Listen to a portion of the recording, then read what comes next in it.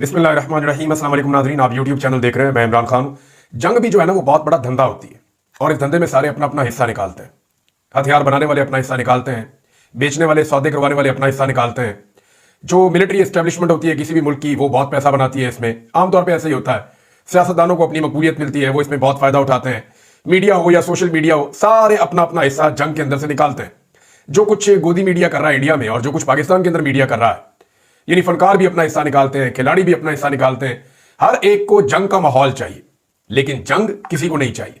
हकीकी जंग अगर हो जाए तो फिर किसी के लिए कुछ बचता नहीं है ना, और फिर वो चीजें बाकी नहीं रहती जिनके ऊपर आप मौज कर रहे होते हैं। लिहाजा जंग का माहौल तो सारों को चाहिए, एक नूरा कुश्ती तो सारों को चाहिए, लेकिन हकीकी लड़ाई कोई भी लड़ना नहीं चाहता। हमारे सामने बहुत सारे ममालिक की मिसाल है जिन्होंने जंग लड़ी है और लंबी जंग लड़ी है। पाकिस्तान ने आज तक कोई भी जंग 10 दिन तक नहीं लड़ी और बहुत मुख्तसर और छोटे दौरानिये की जंगें हम लड़ते रहे हैं। लंबी जंग पाकिस्तान ने जो भरपूर जंग है वो नहीं लड़ी है। अब जंग का धंधा इस वक्त अपने अरूज पे है। सारे लोग अपना अपना सौदा जो है वो अपनी अपनी रेडी पे लगा के बेच रहे हैं और इस किस्म की चीजें कही जा रही है कि कल रात ये हो गया, आज दिन को ये हो गया, अब ये होने जा रहा है। सियासतदानों को ले लीजिए ना, मैंने जानबूझकर जो इंफॉर्मेशन मिनिस्टर है पाकिस्तान का, उसका स्टेटमेंट बार बार बताया था। उसने कहा जी कि 24 घंटों में जंग हो सकती है, 36 घंटों में जंग हो सकती है। 48 घंटे गुजर गए हैं और जो पाकिस्तान का इंफॉर्मेशन मिनिस्टर है उसका दावा था कि ये इंटेलिजेंस एजेंसीज, उन्होंने कहा है और ये इंटेलिजेंस एजेंसीज की मुसद्दका इतला है, उसने ये कहा था। लेकिन जंग नहीं हुई, अल्लाह करे जंग ना हो। लेकिन मेरे पास जंग के हवाले से कुछ बड़ी इंपॉर्टेंट इंफॉर्मेशन है जो आपके साथ मैं अभी शेयर करूंगा। लेकिन उससे पहले एक चीज आपको और बताता हूं कि दोनों ममालिक जो मीडिया सनसनी फैला रहा है या जो मीडिया बढ़ा चढ़ा के प्रोपेगेंडा कर रहा है, दोनों ममालिक उस मीडिया को, उस सोशल मीडिया को सपोर्ट कर रहे हैं और जो मीडिया हकाइक बयान कर रहा है उसको दोनों ममालिक अपने अपने मुल्क के अंदर दबा रहे हैं या उसको पीछे रखने की कोशिश कर रहे हैं। ये क्यों हो रहा है? जंग की सनसनी सबको चाहिए लेकिन जंग किसी को नहीं लड़नी। मेरे कुछ बड़े जबरदस्त सोर्सेज हैं, उनसे मैंने कुछ इंफॉर्मेशन इकट्ठी की है। वो इंफॉर्मेशन मैं आपके साथ शेयर करूंगा कि लड़ाई होनी तो जरूर है, लेकिन लड़ाई में और जंग में बहुत फर्क होता है। जंग नहीं होने जा रही। पहले आप अलीमा खान साहबा का एक स्टेटमेंट देख लीजिए। अलीमा खान साहबा इमरान खान की बहन है और उन्होंने बड़ा कैटेगोरिकली कहा कि अगर हिंदुस्तान के साथ मामला सीरियस होता तो या जंग का कोई खतरा होता तो ये खुद जाकर इमरान खान के पास बैठे होते। ये नूरा कुश्ती हो रही है, कोई जंग नहीं हो रही, ये अलीमा खान ने कहा। अच्छा, इसमें एक जो स्टेटमेंट है वो मोहम्मद मालिक साहब जर्नलिस्ट है, उन्होंने भी कहा। उन्होंने कहा अमेरिकन डिप्लोमेट है, उनसे बात हुई मोहम्मद मालिक की और उसने कहा दोनों मुल्क कोई जंग लड़ने नहीं जा रहे। हाँ, ये जरूर है कि दोनों मुल्क चाहते हैं कि पाकिस्तान चाहता है कि कोई एक अटैक छोटा मोटा इंडिया कर दे, उसके जवाब में हम भी एक अटैक कर दें तो दोनों को एक विन विन सिचुएशन मिल जाए और उस विन विन सिचुएशन में दोनों कुछ ना कुछ गेन कर ले। यानी सियासतदान रेलिवेंट हो जाएंगे, पब्लिक की नजर में हीरो बन जाएंगे। मिलिट्री एस्टैब्लिशमेंट कहेगी देखिए हम कुर्बानियां देते हैं, हमने दुश्मन के दांत कट्टे कर दिए। मीडिया जो है उसके ऊपर आपको बहुत सारे लोग मिलेंगे, जनाब हमने जंग जाके फ्रंट से ये किया तो वो किया। ये बहुत सारी कहानियां आपको आने वाले दिनों में सुनने को मिलेगी। लेकिन अभी तक तो नूरा कुश्ती वाला माहौल है और मेरे जो सोर्सेज है वो ये बता रहे हैं कि बहुत बड़ी मूवमेंट्स नहीं हुई है। हाँ, तैयारियां जरूर की जा रही हैं। अगर मार्का होगा तो किस लेवल का होगा, मैं आपको एक चीज क्लियर कर दूं कि मैं इसको नूरा कुश्ती नहीं कह रहा। जंग शुरू आप करते हैं, वो पहुंचती कहां है इसके बारे में हमें नहीं पता, क्योंकि बाद का जंग फैल जाती है और आप जंग रोकना भी चाहते हैं, फिर जंग रोकना मुश्किल हो जाता है। अभी तो एक बटन है ना, ये जो बड़े लोग बैठे हुए हैं दोनों तरफ मिलिट्री एस्टेब्लिशमेंट के या हुकूमतों के, उन्होंने जंग का बटन ऑन करना है, थोड़ी सी जंग लगनी है, लड़ाई बटन ऑफ करना है, लड़ाई खत्म हो जानी है। नॉर्मली यही होता है ना, और तरीकाकार भी यही है। असल में जंग तो जो मैदान में खड़ा हुआ सिपाही है उसके लिए है, या मैदान में जो ऑफिसर मुकाबला कर रहा है जंग तो उसके लिए है। जो हवा में जो पायलट मौजूद है जंग उसके लिए है, या जो गहरे समंदर के पानियों में मौजूद है जंग तो उनके लिए है। जो बंद कमरों में बैठे हैं दोनों तरफ, उन्होंने तो जंग का बटन ऑन करना और जंग का बटन ऑफ कर देना है अपनी अपनी जरूरत पूरी करने के बाद। तो आप मुझे थोड़ा सा मार लीजिए, मैं आपको थोड़ा सा मार देता हूं, हम एक दूसरे की बुराई कर लेते हैं, इस तरह हम अपने अपने लोगों को बेवकूफ बना लेंगे। नॉर्मली यही होता है पाकिस्तान और भारत जैसे मुल्कों में। अब अलीमा खान ने कहा कि ये नूरा कुश्ती है।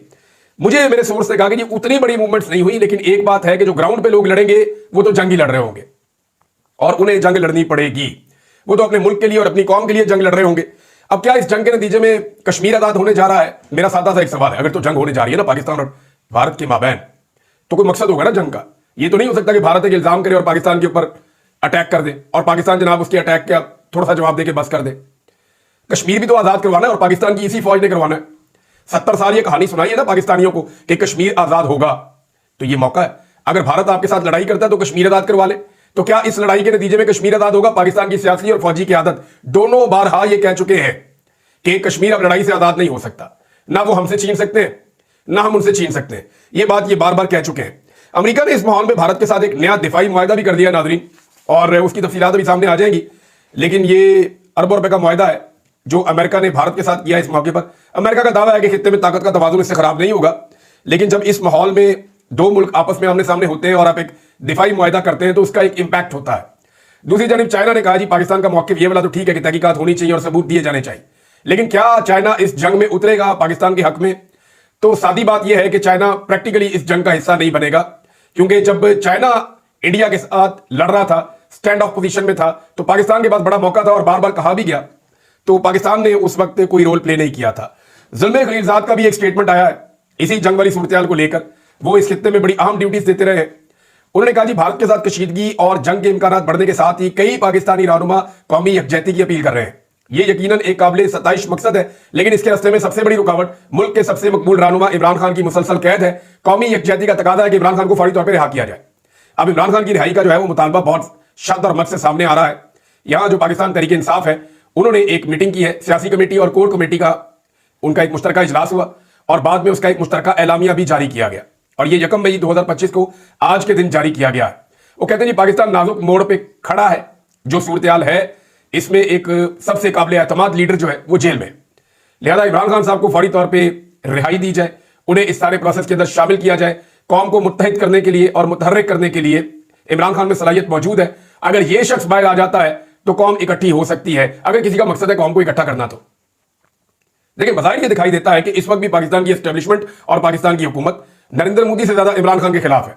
आप देखें ना, शरीफ खानदान कहीं चला जाए, मरियम नवाज, नवाज शरीफ, शहबाज शरीफ, जहां भी तकरीर करें या उनके सहूलतकार, तो वो नरेंद्र मोदी का नाम नहीं लेते, पहलगाम इंसिडेंट के ऊपर बात नहीं करते, वो खुलकर आरएसएस आइडियोलॉजी या इन चीजों के ऊपर बात नहीं करते। लेकिन पाकिस्तान तहरीक इंसाफ और इमरान खान साहब पे तनकीद उनकी जुबान की नोक के ऊपर रहती है कि वो मौका हाथ से जाने नहीं देते। तो यहां से आप बड़े आराम से अंदाजा कर सकते हैं कि प्रायोरिटी है क्या।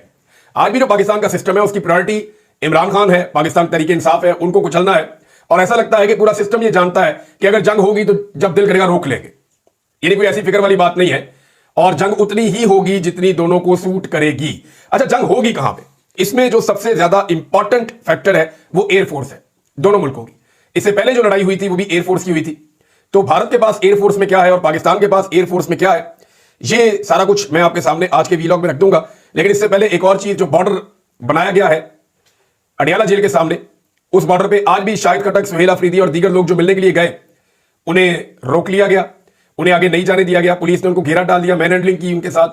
यानी एक एमएनए है, एक मिनिस्टर है और दीगर लोग हैं, ये अगर आगे बढ़ रहे हैं तो आप इन्हें जबरदस्ती नहीं रोक सकते ताकत के बलबूते पे, बल्कि इनके पास ये इख्तियार होता है कि ये जेल का विजिट भी कर सकते हैं। तो उन्हें जेल तक जाने नहीं दिया।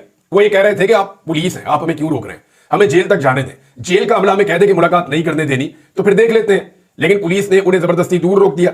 वहां पे काफी तूफान भी आया हुआ था, आज बहुत ज्यादा आंधी चल रही थी। ये इस मौसम में होता है, जब भी गंदम की कटाई का सीजन आता है तो ये होता है। नाज़रीन, एक विजुअल और भी है, ये विजुअल बहुत ज्यादा जो है वो सर्कुलेट हो रहा है कि जब एक सियासी नौइयत का सवाल पूछा गया इसहाक डार से, तो उस वक्त डीजी आईएसपीआर ने एक पर्ची लिखकर इसहाक डार के आगे रख दी।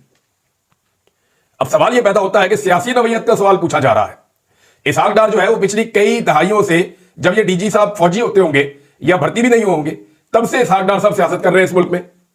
तो डीजी साहब पर्ची लिखकर इसहाक डार को दे रहे हैं प्रेस कॉन्फ्रेंस में, आप अंदाजा कीजिए। यानी आज भी सियासत और फैसला साजी इसहाक डार साहब ने एक सरकारी ऑफिसर से सीखनी है, तो इसहाक डार साहब की इतने लंबी सियासी इनिंग और इतने लंबे सियासी करियर के ऊपर फिर 3 लफ्ज ही भेज दें वो खुद ही। हमें क्या कहते हैं, हम कहेंगे तो शिकवा करेंगे। तो मामला बड़ा सादा सा है कि इनकी जो सियासी समझ बूझ है वो सिर्फ इतनी ही है।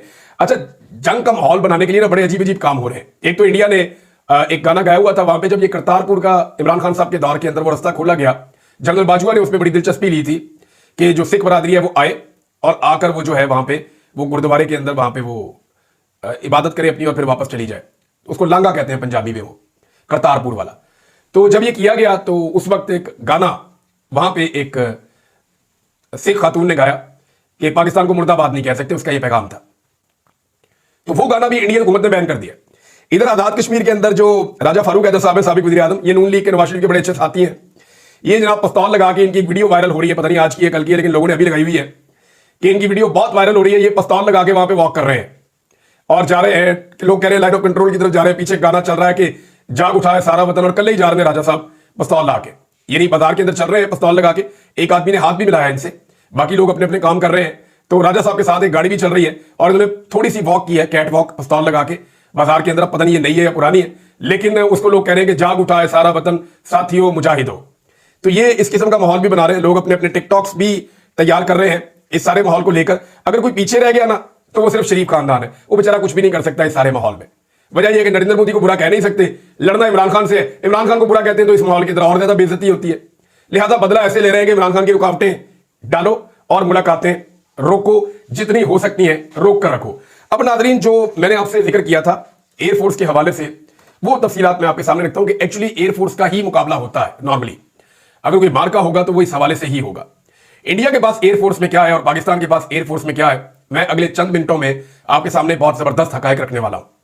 देखिए, इंडियन एयरफोर्स पाकिस्तान एयरफोर्स से ज्यादा पुरानी है और रॉयल इंडियन एयरफोर्स इसका नाम हुआ करता था, बाद में इसका इंडियन एयरफोर्स नाम हो गया।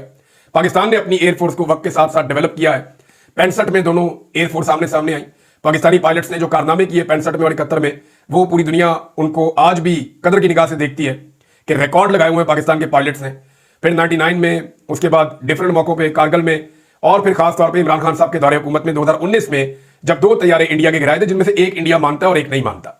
क्योंकि वो जो एक तैयारा जिसका मलबा इंडिया में गिरा था Su-30, ये रशियन एक तैयारा है, बड़ा तगड़ा इंडिया का तैयारा है। इनके फ्लीट में, फ्लीट कहते हैं उसको, जहाजों का फ्लीट होता है कि जिसके अंदर सारे जहाज होते हैं उनके।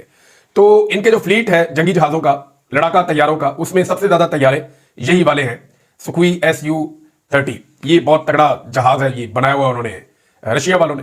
और रशियन और फ्रांसीसी जहाज इस्तेमाल करता है इंडिया ज्यादातर, कुछ उन्होंने अपने भी बनाने की कोशिश की है। जबकि पाकिस्तान फ्रांस के, अमेरिका के और अपने साथ जो चीन के साथ मिलकर पाकिस्तान ने जहाज बनाए, पाकिस्तान वो जहाज इस्तेमाल करता है। अब दोनों ममालिक का इन्हिसार जो है वो किन तैयारों पर होगा और उनकी तादाद कितनी है, ये है जी सबसे इंपॉर्टेंट चीज। पाकिस्तान के पास जो है वो तादाद कम है, लेकिन क्वालिटी पे पाकिस्तान ने कंप्रोमाइज नहीं किया।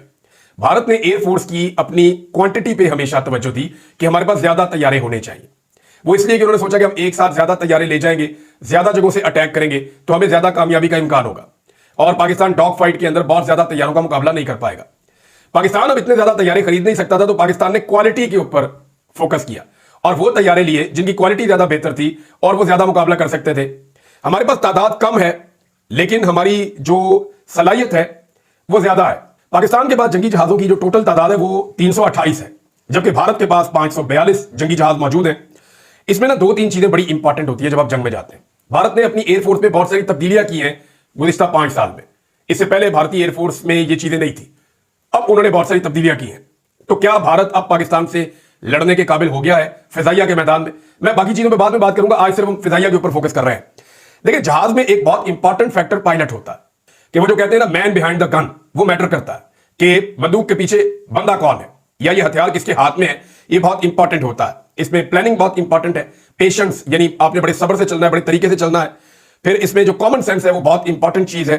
फिर सिचुएशन हैंडलिंग, डिसीजन मेकिंग और रिस्क फैक्टर बहुत ज्यादा है। फिर फाइटर जेट जो है, आपने कमांड को फॉलो करना होता है और विद इन सेकेंड्स आपको बहुत बड़े बड़े फैसले लेने पड़ते हैं और ये ट्रेनिंग का हिस्सा होता है। जो फाइटर पायलट है उनकी ट्रेनिंग का हिस्सा होता है, चाहे वो इंडिया में है चाहे वो पाकिस्तान में है। अब नाज़रीन, इस वक्त पाकिस्तान के पास तैयारे तो कम है, लेकिन पाकिस्तान के पास तैयारे कौन से हैं ये आप देख लें। सबसे पहले पाकिस्तान का जो इन्हिसार है, जो पाकिस्तान का सबसे तगड़ा तैयारा है इस वक्त, वो हमने चाइना से लिया हुआ है और वो है जी J-10। ये 20 तैयारे हैं पाकिस्तान के पास। इन तैयारों में कोई जंग तो ऐसा सच नहीं लड़ी अभी तक, लेकिन ये टेक्नोलॉजी के एतबार से अच्छे तैयारे हैं। दूसरा, पाकिस्तान का जो बदस्तूर इन्हिसार है वो F-16 के ऊपर है। F-16 अमेरिकन तैयारे हैं, बड़े जबरदस्त तैयारे हैं। लगभग 2 दर्जन से ज्यादा मुल्क इसको इस्तेमाल करते हैं। दुनिया के अंदर डॉग फाइट में ये बहुत मशहूर है। इनकी रफ्तार बहुत अच्छी है। ये मैक 2 इसकी स्पीड है। अच्छा, मैक 2 मैं आपको थोड़ा सा बता देता हूं। ये जो आवाज की रफ्तार होती है ना, उससे जो भी चीज तेज हो जाती है उसे कहते हैं सुपरसोनिक। और जब आवाज की रफ्तार से कोई चीज 5 गुना तेज हो जाती है तो उसे कहते हैं हाइपरसोनिक। तो जो इस वक्त पाकिस्तान के पास ये तैयारे हैं, ये सुपरसोनिक है। ये आवाज की रफ्तार से ज्यादा तेज जाते हैं। जो हमारा F-16 है, इसके ऊपर हमारा बहुत इन्हिसार है। ये मैक 2 की स्पीड से जाता है, लगभग आप समझ लें कि 2000 किलोमीटर फी घंटा की रफ्तार से या इससे भी ज्यादा तेज ये जाता है। J-10 जो है वो 2.2 मैक 2.2 है, ये उससे भी ज्यादा तेज चलता है। लेकिन जो लड़ने की सलाहियत F-16 में है और जो उसका एक रिकॉर्ड है वो बड़ा शानदार है। फिर हमारे पास JF-17 थंडर है। ये हमारे पास सबसे ज्यादा तैयारे हैं क्योंकि ये हमने खुद बनाए हैं। पाकिस्तान हर साल 20 से 25 तैयारे ये बना सकता है। 161 तैयारे पाकिस्तान के पास हैं, जिनमें से 156 इस वक्त ऑन ग्राउंड जो है वो प्रैक्टिस में है, वो सर्विस में है और वो काम कर सकते हैं। फिर मिराज 3 और मिराज 5 ये पाकिस्तान के पास तैयारे मौजूद हैं। तो पाकिस्तान के जो 5 टॉप तैयारे हैं उनमें F-16 है, J-10 है, ये चाइना के साथ पाकिस्तान ने खरीदा, और JF-17 थंडर पाकिस्तान ने खुद बनाए, मिराज 3 और मिराज 5। पाकिस्तान का इन्हिसार इन तैयारों पे है। भारत का इन्हिसार किन तैयारों पे है? भारत ने नए तैयारे लिए हैं और उनका नाम है राफेल। ये जो रफाल तैयारा है भारत का, ये मैक 1.8 यानी ये F-16 से कुछ कम रफ्तार से उड़ता है, लेकिन रफ्तार कम होने के बावजूद ये बड़ा तगड़ा तैयारा है। ये बहुत सारे किस्म के हथियार ले जा सकता है, इसके अंदर बहुत सारी सलाहियतें हैं, और 4.5 जनरेशन का ये जहाज है, यानी जदीद जहाजों के अंदर इसको कहा जाता है। दुनिया के बेहतरीन फाइटर जेट्स में से ये एक है, और F-16 के मुकाबले के लिए, यानी F-16 जहाजों के मुकाबले के लिए भारत ने ये जहाज खरीदा है। पाकिस्तान और भारत की जो एयरफोर्स है ना, उसमें एक फर्क और भी है। पाकिस्तान जितने भी तैयारे लेता है, पाकिस्तान कोशिश करता है वो ब्लॉक टेक्नोलॉजी के ऊपर बने हो, यानी आज से 10 साल के बाद एक नई टेक्नोलॉजी आए तो उसके अंदर तब्दीली की जा सके, उसको जदीद किया जा सके। भारत ने जो तैयारे खरीदे उनमें ज्यादातर वो हैं जो जिस तरह के आज हैं वो इसी तरह के रहेंगे। बहुत कम भारत ऐसे तैयारे इस्तेमाल करता है जिनमें ब्लॉक टेक्नोलॉजी होती है। तो राफेल उनके पास 36 है इस वक्त, 26 उन्होंने मजीद ऑर्डर कर दिए हैं, और एक तैयारा उनके पास ऐसा है जिसे वो अपनी बैकबोन कहते हैं। ये 259 तैयारे हैं भारत के पास, और ये रशिया के बने हुए तैयारे हैं, और जबरदस्त किस्म के ये जहाज है 4th जनरेशन के सुखोई Su-MKI-30। ये वही है जो एक जहाज हम ये क्लेम करते हैं कि वहां मकबूजा कश्मीर में भारत का गिर गया था उनके इलाके में, और भारत कहता है कि हमारा तैयारा नहीं गिरा था।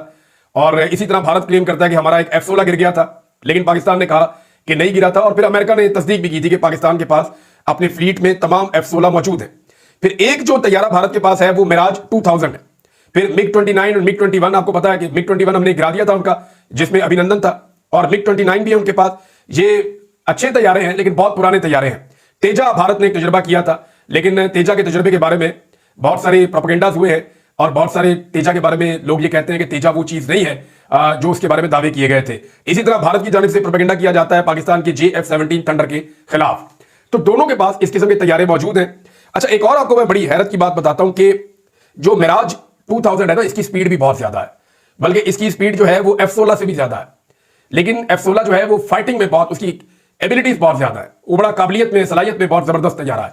तो हमारा इन्हिसार जिन तैयारों पे मैंने आपको बताया, इंडिया का इन्हिसार जिन तैयारों पे मैंने आपको बताया, अब यहां पे काम करेगी प्लानिंग, कि जो फौज अच्छी प्लानिंग करेगी वो मैदान में बेहतर कारकर्दगी दिखा सकेगी।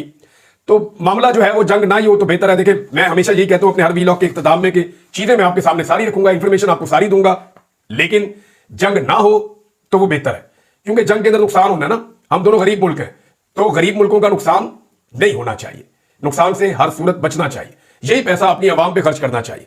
लेकिन फिर भी दोनों तरफ जो बैठे हुए बड़े लोग हैं, ताकतवर लोग हैं, उन्हें जंग का खेल खेलना है। जब दिल करेगा जंग का बटन ऑन करेंगे, जब दिल करेगा जंग का बटन ऑफ कर देंगे। लेकिन बाद औक़ात ऐसा होता है कि आप जंग शुरू तो कर देते हैं, फिर खत्म करना आपके बस में नहीं रहता। अब तक के लिए इतने, अपना ख्याल रखिएगा, अपने चैनल का भी। अल्लाह हाफिज़।